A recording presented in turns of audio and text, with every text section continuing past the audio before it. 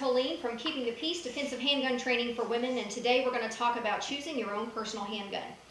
If you're a woman, you've probably heard something like this in a gun store. You're a lady. Ladies need something really simple. You don't want to have to manage any buttons or bells and whistles, so you need to stick with something you can just point and shoot, like a hammerless revolver. If you've heard advice like that, then you need to steer clear of those people.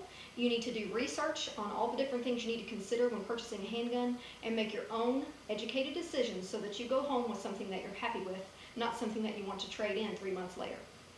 So, this video is going to be about 7 different things to consider when picking your own handgun. The first thing is going to be, what's the purpose? There are multiple purposes for guns, and you need to narrow down the main purpose for which you're buying the handgun. The second would be hand fit. Does the gun fit your hand? Because it's very important that it does. The size and weight. Is the size something that's manageable for the purpose for which you're choosing it? Is the weight something that you can manage? For instance, if you're going to carry it on your belt line, is it going to give you a backache or not? Next would be caliber. Have you done research on all the different defensive calibers and chosen one that makes you feel secure? Have you done research on all the different types of ammunition, specifically defensive ammunition that's available for that particular caliber? And have you considered the capacity of the gun? Because different styles of guns have different capacities, so that's something that you'll want to think about.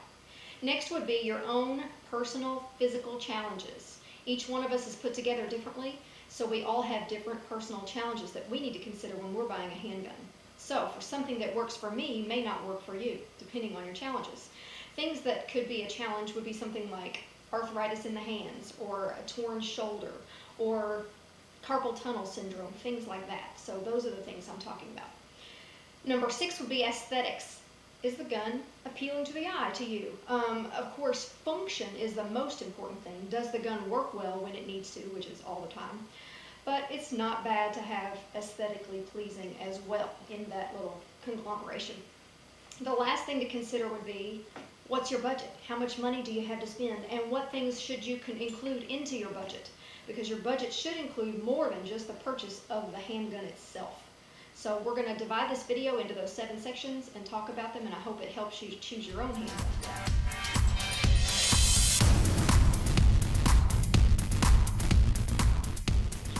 So number 1 on our list was purpose.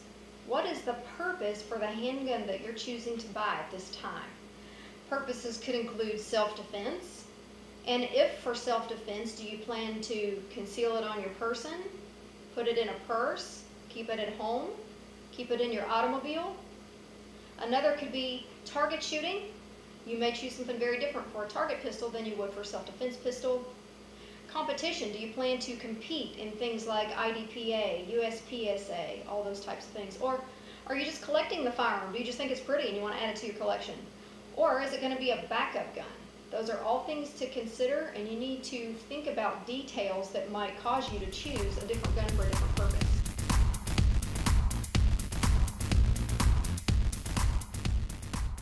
There is a measurement from high backstrap to trigger face that needs to be considered when you're fitting the gun to your hand. All the guns on the table are empty. I do have no magazine in, and the chamber is empty. I'm going to drop the slide forward.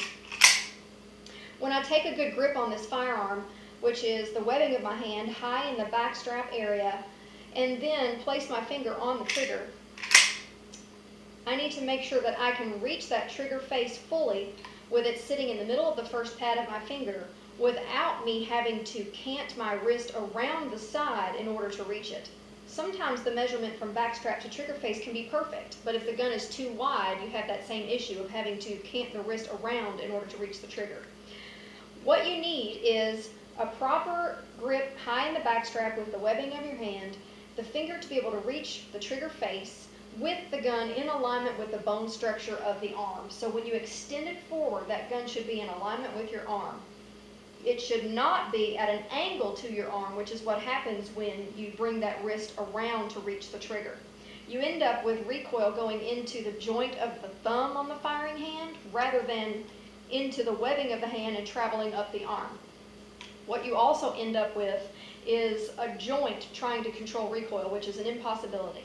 What's going to happen if you shoot with your hand canted around to the side this way, you're going to end up having that wrist bend under recoil, and it's going to cause your shots to fall toward the support side. So you need to make sure that you have that arm bone structure lined up behind your gun. So that's something to look at first when you first pick up the gun. Are you able to reach the trigger with a full trigger face contact, the middle of the first pad of your trigger finger, and still maintain that alignment with the bone structure of your arm? A gun can be too big, and it can also be too small. The opposite thing can happen when you get a gun that's really tiny, like this one. This is a Kel-Tec P32. That would be a good gun for backup. It is empty, no mag, nothing in the chamber. I'm going to drop the slide forward. Now, this gun is very small. It's actually too small for my hand. However, it's really easy to hide. So if I needed a backup gun that I could throw in a pocket, this would be a good one to choose.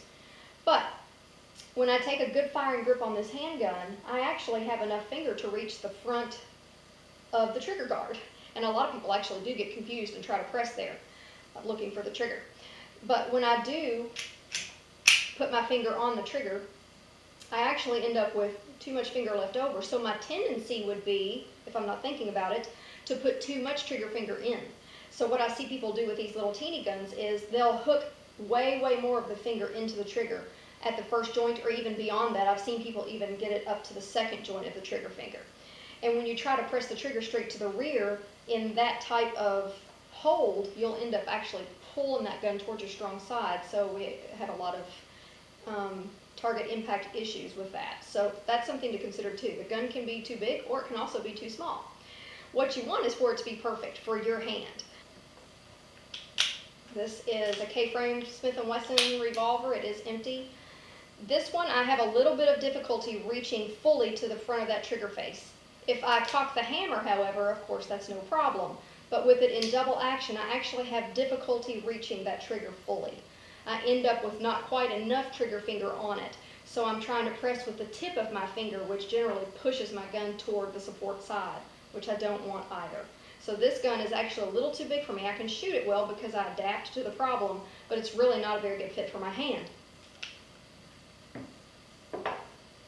Another thing that you need to consider, not only backstrap to trigger face and width of the grip section, you also need to consider, can you reach the magazine release button if you're shooting a semi-automatic? The magazine release button on most semi-automatic handguns is located here. It's a little button that needs to be pressed in toward the frame. And I see some people that have shorter thumbs. I have pretty short thumbs, but not extremely. I'm able to reach no problem with that slight cant of the frame in my hand. However, there are some people specifically shooting Glocks. Ladies shooting Glocks have a little bit of trouble reaching the magazine release button. You can have things done, like you can have grip reductions done so that you can reach that a little better. On 1911 pistols, you can get grips that have little grooves leading your thumb toward the magazine release, so those are things that you can do. But you do need to be able to reach it. It's best if you can reach it with the thumb of your firing hand. However, if necessary, you can train yourself to use the thumb of your support hand to release the magazine, if you absolutely have to.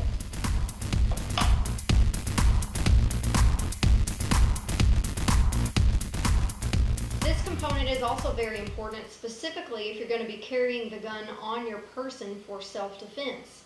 Size and weight's not necessarily an issue if it's going to be sitting in a drawer or in a glove box or on the bedside table. The bigger the gun is and the heavier the gun is, typically the easier it is to control the recoil. So if you're not carrying it on your person, you may want to go for something bigger and heavier, as long as it still fits your hand well. But when we're putting it on our person, we get into the issue of, does the gun cause pain? And if so, is that going to cause me to leave it at home? So you have to compromise between recoil management and manageability of the size and weight of the handgun on your person. When you're choosing a handgun for body carry, you need to figure out where on your body you plan to carry it. There are lots of different locations where you can place a gun. I try to recommend that people keep it around the waistline area because you have more control over it and it's easier to get to it in an emergency and in a hurry. But you may be in a situation where that's not an option, so you need to figure out where you're going to put it on your body and then look at different gun options and find out, well, will that one hide in that location or not? I also may choose something very different for a different location on my body. This gun will not fit in a belly band on my person because the ambidextrous safeties stick out too far and the gun shows. I can't conceal it. So when I do have to carry in that location, I carry the SIG P238. In a belly band, I'm able to conceal this gun plus an extra magazine plus a pocket knife and my permit and a couple of other things in a belly band. So those are some things to consider. I also am able to use this gun in a Sticky Holsters ankle biter system to wear it as a backup on my ankle for days when I want to have 2 guns on my person. Those are some ideas about reasons why you might pick a different weight or a different size. Something that I as a woman look for is an aluminum framed handgun that really reduces the weight quite a bit.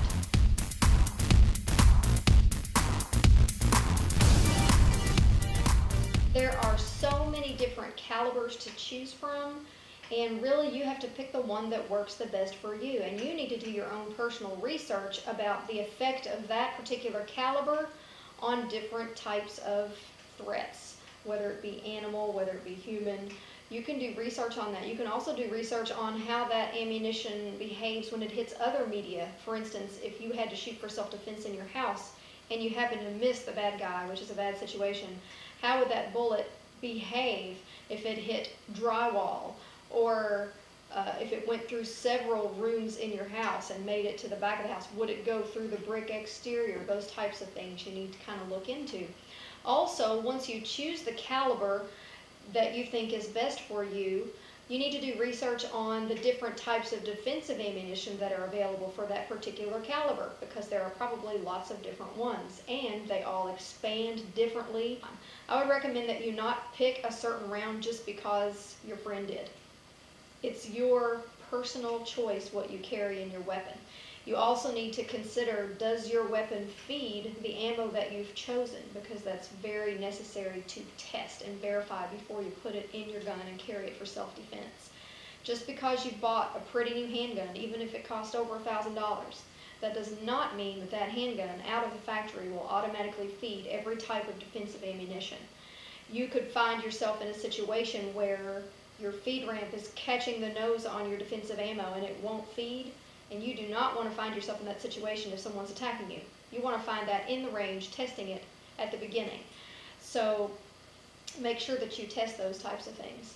Also, you want to pick a round that you can control the recoil well. Different people can handle different amounts of recoil. And also, on a particular caliber, different types of handguns might distribute that recoil differently to you. You may feel it differently. For instance, if I shoot a .45 caliber through a 1911, it may feel very different to me than if I shoot a .45 caliber through a Glock or a Springfield XD. So don't discount a caliber just because you tried one particular handgun with that caliber. So that's something to consider. I would recommend that you rent guns in different calibers, shoot as many as you can get your hands on before you decide and make your purchase. Another thing to consider when it comes to caliber is what's the capacity of the handgun. There's a variety of different guns that have different capacities. For instance, the 1911 typically holds 7 or 8 in the magazine, plus 1 in the chamber. Your typical revolver is going to hold 5 or 6. Some of these little small pocket pistols hold 6 or 7 in the magazine, plus 1 in the chamber. So you need to know how many rounds you're going to have available to you. You might also want to consider extra magazines. I would really recommend that. If you're going to choose a revolver, I would recommend having speed loaders or speed strips available to on your person, because you should never assume that one magazine full of ammo is going to be enough. It's better to be over prepared than under.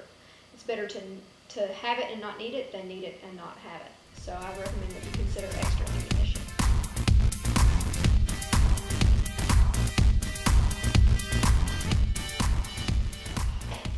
Next, we'll consider personal physical challenges that you might face as an individual. There could be things like small hands, like most of us ladies have. Or you could be one who considers yourself to have weak hands. Or you could be like me and have arthritis in your thumbs or other fingers. Or you could have things like nerve disorders, for instance, carpal tunnel, cubital tunnel, which I also have and have to deal with. Or you could have other challenges like a torn shoulder, or you could have had surgery on something, or You could have the challenge of just being scared of a specific type of handgun. That's a huge challenge that you need to overcome. So those are all things to consider when you're choosing your first handgun, or choosing any handgun, not just your first one. My physical limitations in my hands would prevent me from using a double action only revolver. This one's a double single, it'll do either one. But a lot of the revolvers that they sell to women in the stores these days are small J-framed, what they call hammerless revolvers. Really, they do have a hammer, they're just shrouded underneath something. But if I don't have the option of going to single action, then that makes my reach really long, and it also makes the weight of that trigger really, really heavy. And for me, I would not be able to shoot probably more than 10 or 15 rounds double action on a revolver like this without some pretty severe pain in my fingers. That's just a personal limitation that I have. I find that that same limitation affects me when I choose a little small polymer pocket pistol such as this one. There are lots of guns along the same lines as this, the Diamondback DV9, the Ruger LCP. There's a bunch of different little guns like this that are about this size. But they all have a really long, hard trigger press, which is kind of the safety mechanism worked into it. You have to be very deliberate about pressing the trigger. It's very long, very hard, and for me personally, and my arthritis issue in that finger, I can't shoot very many rounds through this gun without it really taxing me. So those are my personal limitations and the ways that I had to try to work around them.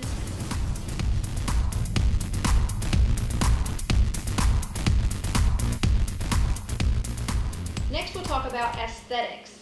Now, this is something that's completely personal. I know a lot of people that have their own opinions about what's the prettiest handgun, and they kind of think that everyone else needs to have the same opinion that they do, but this is completely personal, okay? For me in particular, I find the 1911 to be a beautiful handgun. It's like a work of art to me. I could hang them all over the walls in all of my house and be perfectly content with that as artwork. However, there are people that find the opposite type of handgun, which would be the polymer type pistols. They find those attractive. And I don't find them unattractive. They're just not beautiful to me, but that's just my personal opinion, and it means nothing. It's just what I like. So you need to find what you think is beautiful if you want to factor that into your decision about purchasing a handgun. You may be completely focused on function, and that's perfectly fine, because in the end, it doesn't need to be beautiful to save your life. It just has to function well. You may want to combine the beauty and the function. So that's completely personal, and it's something that you have to decide, so don't let anyone pressure you. You get what you like.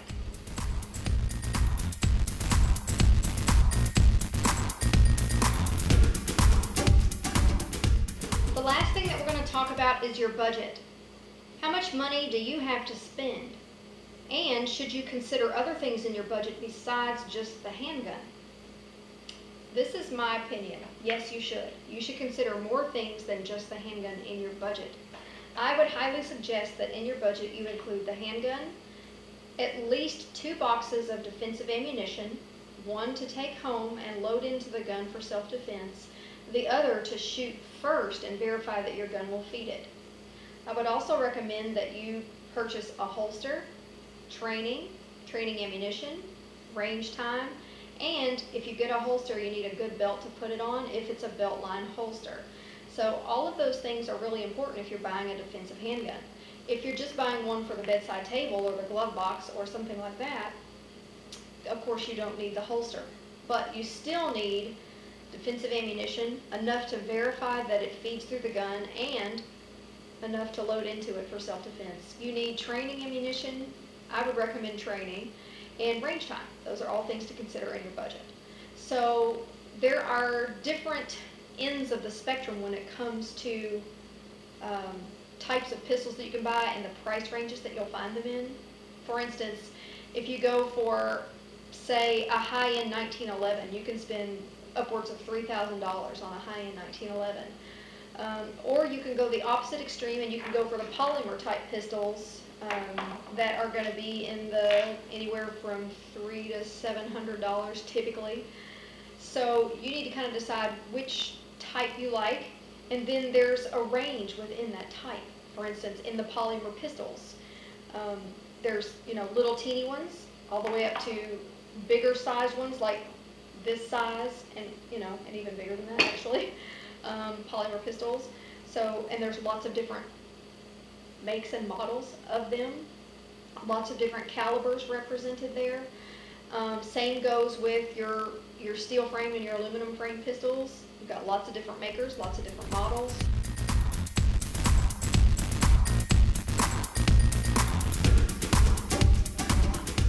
It's like going to buy a car. It's like having all these different companies that make all these things, and you have to go expose yourself to them. You have to go do some research. You can do it on the internet. Then you can go to the gun store and handle them. You can go through all of these things that we've been talking about in this video. Does it fit my hand? Am I going to be able to handle that weight? Am I going to be able to control that recoil? Those are all these things that you can just take with you now, and you can do your own research, and you can try different things, rent different guns, shoot them. If you have the opportunity to take private lessons from someone who will let you shoot lots of different guns, and then you can make a great choice, something that's going to just get better and better as you shoot it, something that you're going to want to keep for a long period of time, not something that you're going to hate as soon as you shoot it and want to get rid of it. So I hope that this video has been helpful to you. If you have questions, or if there's another component that I didn't cover in this video that you're curious about, or if you've already bought a handgun and you can't stand it and you want to go buy another one but you're a little nervous about going and do it again because you don't want to waste another $500 or whatever it was, feel free to contact me. I'd love to help you if I can.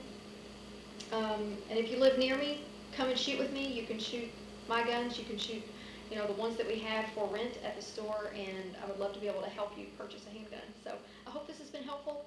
Hope you're having a great day.